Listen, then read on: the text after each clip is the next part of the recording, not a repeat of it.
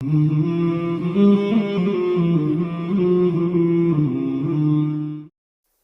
اللہ الرحمن الرحیم۔ آج کل لوگ ایک سوال بہت پوچھتے ہیں کہ ہم مختلف علماء کرام کو سنتے ہیں اور ان علماء کرام کی رائے آپس میں مختلف ہوتی ہے، تو ہم کس کو سنیں؟ ہم ایک کو سنتے ہیں وہ کچھ کہہ رہا ہوتا ہے، دوسرے کو سنتے ہیں وہ کچھ اور کہہ رہا ہوتا ہے، تیسرے کو سنتے ہیں وہ اس کا کچھ اور نقطہ نظر ہوتا ہے۔ تو ان حالات میں ہم کس کو سنیں، کس عالم کی بات پر یقین کریں؟ تو سوچا کہ آج آپ حضرات کو اس کا ایک بڑا چھوٹا سا فارمولہ بتا دوں، جو کہ پہچان ہے۔ صرف 4 چیزیں ہیں، اگر وہ 4 چیزیں کسی عالم میں موجود ہوں کہ وہ عالم ان 4 چیزوں کو پریزنٹ کر رہا ہو، اس عالم کو سننے کے بعد وہ 4 چیزیں آپ کے اندر پیدا ہو رہی ہوں، تو اس کا مطلب یہ ہے کہ ایسے عالم دین کو آپ کو سننا چاہیے، اس کو فالو کرنا چاہیے، اس کی بات پر یقین کرنا چاہیے اور اس کی اقتداء کرنی چاہیے اور اس کی بات ماننی چاہیے۔ تو سب سے پہلی بات یہ ہے کہ اگر کوئی عالم دین آپ کو شک سے یقین کی طرف لے کر آ رہا ہو، آپ کے اندر شکوک کو ختم کر رہا ہو، شکوک و شبہات کو، کنفیوژن کو ختم کر رہا ہو اور دین میں آپ کا یقین پیدا کر رہا ہو،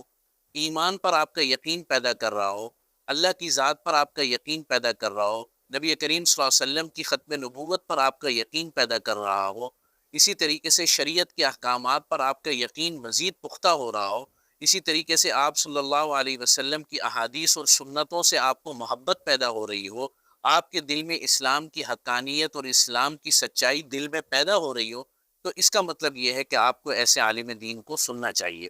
اس کے برعکس اگر کوئی شخص، کوئی عالم کو آپ سنتے ہیں، کوئی اسکالر آپ سن رہے ہیں اور اس کو سن کر آپ کے دل میں شک پیدا ہو رہا ہو، اسلام کے حوالے سے، اللہ رب العزت کی ذات کے حوالے سے اور آپ صلی اللہ علیہ وسلم کی خاص طور پر سنتوں کے بارے میں، آپ صلی اللہ علیہ وسلم کی احادیث کے حوالے سے، اور خصوصاً آج کل جو ایک بہت بڑا فتنہ ہے کہ لوگ صحابہ کرام کے مشاجرات اور صحابہ کرام کے آپس کے معاملات کو ڈسکس کرتے ہیں اور یہ تاثر دینے کی کوشش کرتے ہیں کہ وحی کے اور اللہ رب العزت کے سب سے اولین لسنرز، قرآن مجید کے سب سے اولین مخاطبین، آپ صلی اللہ علیہ وسلم کے تربیت یافتہ لوگ نعوذ باللہ من ذالک قابل اعتماد نہیں تھے، اور آپ کے دل میں ان ہستیوں کے متعلق شکوک پیدا ہو رہے ہیں، تو اس کا مطلب یہ ہے کہ آپ کو ایسے لوگوں کو نہیں سننا چاہیے۔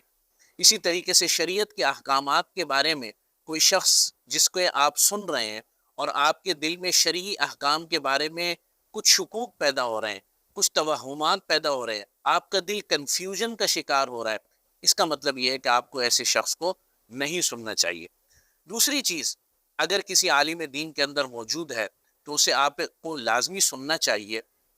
اس کو فالو کرنا چاہیے، وہ ہے کہ وہ عالم دین تکبر سے تواضع کی طرف بلا رہا ہو، اس کو سننے سے آپ کے دل میں تواضع پیدا ہو رہی ہو، عاجزی پیدا ہو رہی ہو، آپ کے دل میں، آپ کی شخصیت کے اندر جو ہے وہ ہمبلنس پیدا ہو رہی ہو، تو ایسے عالم دین کو آپ کو ضرور سننا چاہیے۔ سوائے اس کے کہ کسی عالم دین کو آپ سن رہے ہیں اور اس کو سن کر آپ کے اندر جھگڑالو طبیعت پیدا ہو رہی ہے، تکبر پیدا ہو رہا ہے، آپ اپنے مسلک کو یا جو بلیف آپ اپنے ذہن میں رکھتے ہیں یا جس مکتب فکر سے آپ تعلق رکھتے ہیں یا جو آپ کا نظریہ ہے، اس نظریت پر آپ کو تکبر پیدا ہو رہا ہے، آپ اپنے آپ کو بڑائی یہ میں فیل کرتے ہیں، تو اس کا مطلب یہ ہے کہ آپ کو ایسے عالم دین کو نہیں سننا چاہیے۔ نبی کریم صلی اللہ علیہ وسلم نے ایک خصوصی وصف جو اپنے صحابہ میں پیدا کیا ہے، وہ خصوصی وصف یہ ہے کہ آپ صلی اللہ علیہ وسلم نے اپنے صحابہ میں عاجزی پیدا کی، تواضع پیدا کی، دوسروں کی بات سننے کا حوصلہ پیدا کیا، دوسروں کے آرگیومنٹ کو یا دوسروں کے نقطہ نظر کو سننے کا جذبہ پیدا کیا، اگرچہ وہ غلط ہی کیوں نہ ہو۔ تو اگر کوئی عالم دین آپ کے اندر یہ چیز پیدا کر رہا ہے کہ آپ کی طبیعت اور آپ کی شخصیت کے اندر تواضع پیدا ہو رہی ہے، عاجزی پیدا ہو رہی ہے، تو ایسے عالم دین کو آپ کو ضرور سننا چاہیے۔ تیسری چیز کہ اگر کسی عالم دین کو سننے کے بعد آپ کے دل میں بغض پیدا ہو رہا ہے، عداوت پیدا ہو رہی ہے، لوگوں سے دشمنی پیدا ہو رہی ہے، مختلف مکاتب فکر سے متعلق آپ کے دل کے اندر شکوک و شبہات پیدا ہو رہے ہیں، ان کو آپ کافر سمجھ رہے ہیں، ان کو آپ مشرک سمجھ رہے ہیں، ان کو آپ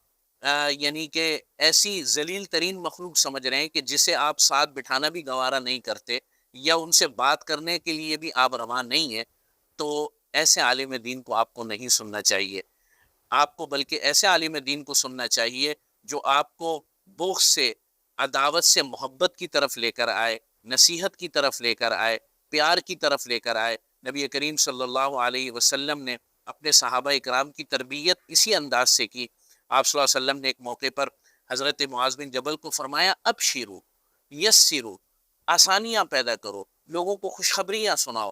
جھوٹ بغاوت کی باتیں نہ کرو، بغض و عداوت کی باتیں نہ کرو، ایسی باتیں معاشرے میں نہ کرو جس سے جو ہے نفرتیں پیدا ہوں، بلکہ ایک عالم دین کو ایسی بات کرنا چاہیے جو کہ لوگوں کے اندر محبت پیدا کرے، الفت پیدا کرے، ہم آہنگی پیدا کرے۔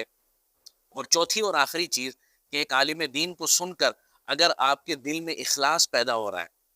آپ کے دل میں یہ چیز پیدا ہو رہی ہے کہ میں جو عمل کروں صرف اور صرف اللہ کے لیے کروں، آپ کے دل سے ریاکاری، اپنی خود نمائی اور اسی طریقے سے اپنے آپ کو ہر وقت ہائی لائٹ کرنے کا جذبہ ختم ہو رہا ہے اور اخلاص آپ کے دل میں پیدا ہو رہا ہے، تو آپ کو ایسے عالم دین کو ضرور سننا چاہیے، بالخلاف ایسے عالم دین کے کہ جس کو سن کر آپ کے اندر ریاکاری پیدا ہو یا آپ کے اندر جو ہے یہ جذبہ پیدا ہو کہ میں جو ہے اپنی خود نمائی کروں یا میں جو ہے لوگوں کے سامنے بڑا برتر نظر آؤں، ایسے عالم دین کو آپ کو نہیں سننا چاہیے۔ امید ہے کہ انشاءاللہ تعالی یہ چار چیزیں اگر آپ اپنے ذہن میں رکھیں گے، سب سے پہلی چیز جو میں نے عرض کی کہ شک جو عالم پیدا کر رہا ہو، جو عالم آپ کے اندر تکبر پیدا کر رہا ہو، جو عالم آپ کے اندر بغض و عداوت نفرت پیدا کر رہا ہو، جو عالم آپ کے اندر ریاکاری پیدا کر رہا ہو، ایسے عالم کو آپ نہ سنیں، چاہے وہ کسی بھی مکتب فکر سے ہو، چاہے وہ کسی بھی مسلک سے ہو، چاہے وہ کوئی بھی نقطہ نظر رکھنے والا ہو۔